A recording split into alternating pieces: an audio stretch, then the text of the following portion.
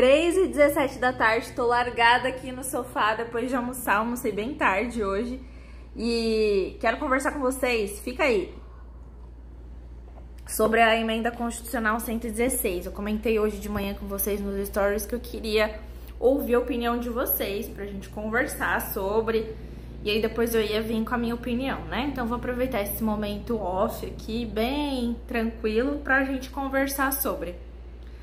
Primeiro, o óbvio foi dito.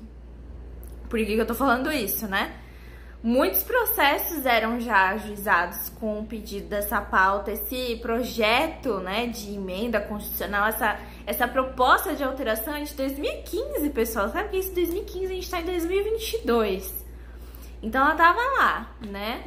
Ela foi aprovada pelo Senado, acredito que em 2016.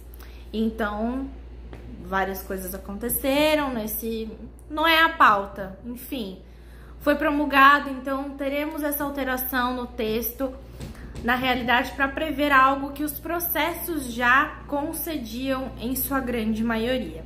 Mas por que isso precisa, né? Isso precisa constar no texto constitucional? Eu já não tenho lá que o templo religioso, ele tem imunidade do IPTU? Pra que eu preciso escrever isso? E aí eu vou apresentar para vocês um pouquinho da minha concepção, né, sobre isso, sobre o tema, minha opinião.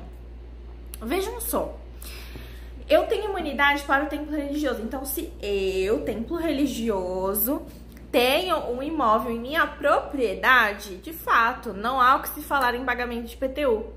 Mas acontece que, principalmente, aqueles templos que estão se reerguendo aos pouquinhos, estão começando, né, aquelas entidades religiosas que estão caminhando ali, começam bem na simplicidade, como a maioria das entidades religiosas, seja ela qual for, tem essa dificuldade na questão de recursos, né? E aí é onde vem a questão do aluguel. E no aluguel eu tenho o proprietário, né, concedendo ali mediante um contrato para o templo utilizar aquele imóvel.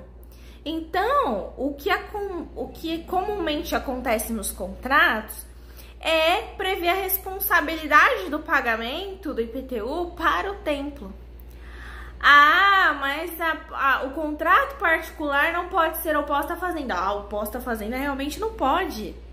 Realmente não pode, está previsto no Código Tributário Nacional. Mas e aí, na esfera civil, o contrato é uma prática comum. E aí, então, o templo acaba sendo onerado com esse tipo de situação. Ah, mas ele fez o contrato, ele sabia, ele estava ciente. Ok, tudo bem.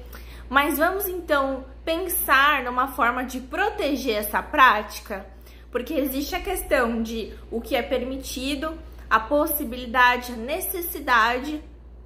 E de um outro ponto de vista, a gente pode pensar em até inviabilidade de um direito constitucionalmente garantido.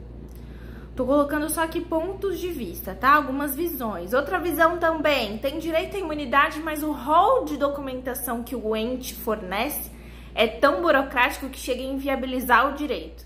Isso é uma questão que não se trata na realidade da pauta da emenda constitucional, mas é uma realidade também enfrentada por muitos municípios. Em muitos municípios, a quantidade de documentação solicitada, ela ultrapassa o limite do razoável ali e o templo até desiste. Tem algumas entidades que até desistem ou ingressam com ação. E aí a gente vai falar do que agora? Volume de ação, né? Então tem muitas causas na justiça, num português claro sobre isso, da questão do imóvel, ainda que alugado.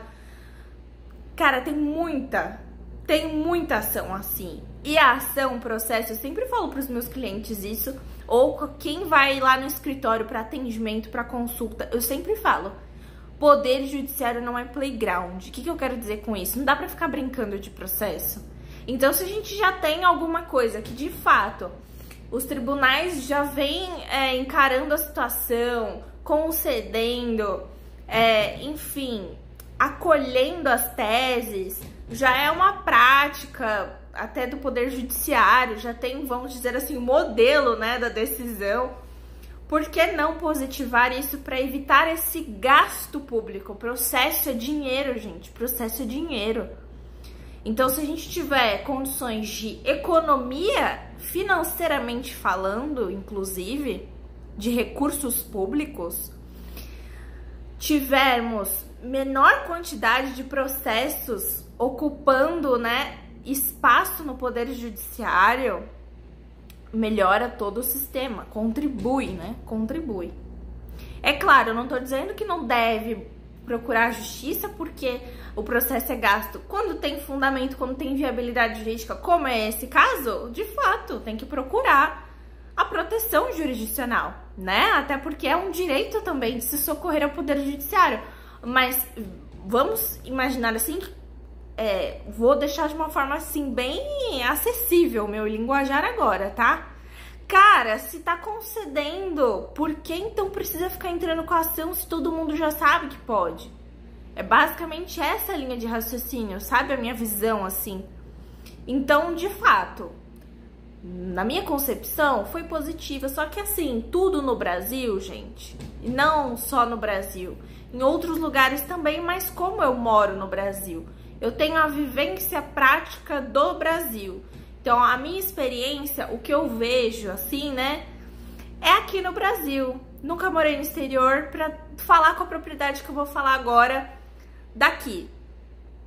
Quando a gente tem um permissivo legal, a gente também cria possibilidades, né, do famoso jeitinho brasileiro.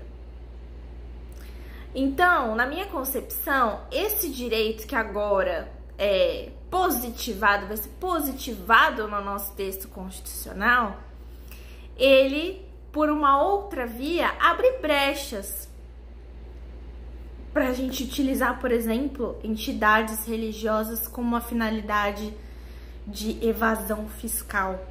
E aí onde eu acredito que esta medida, essa emenda constitucional, alerta todos os entes públicos municipais na necessidade de uma melhor, mais assertiva fiscalização a partir de então, né?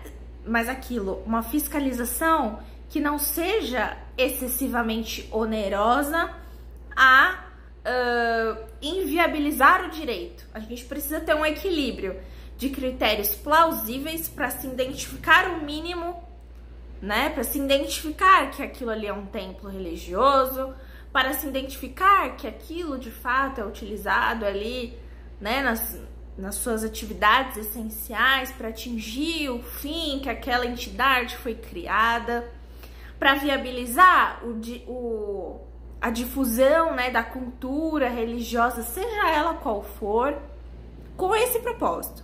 Não você onerar ou estabelecer alguns requisitos, alguns documentos, alguns procedimentos que cheguem a inviabilizar o direito propriamente dito, sob roupagem, sob uma máscara de controle, de fiscalização, tudo no equilíbrio. Razoabilidade.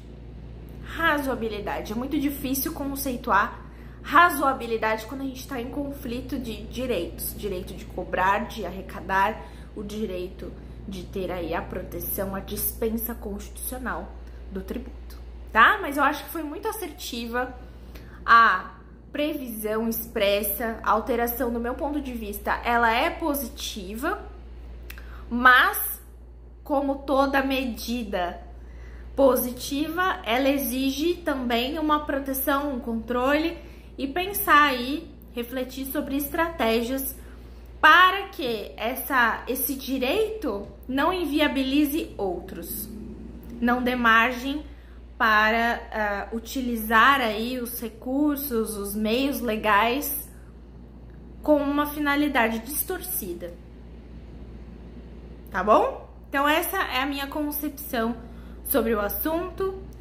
Fiquem à vontade aí nos comentários para vocês expressarem opiniões de vocês e um abraço e um café, como sempre, né, gente?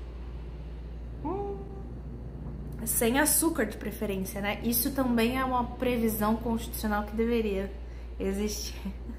Brincadeira.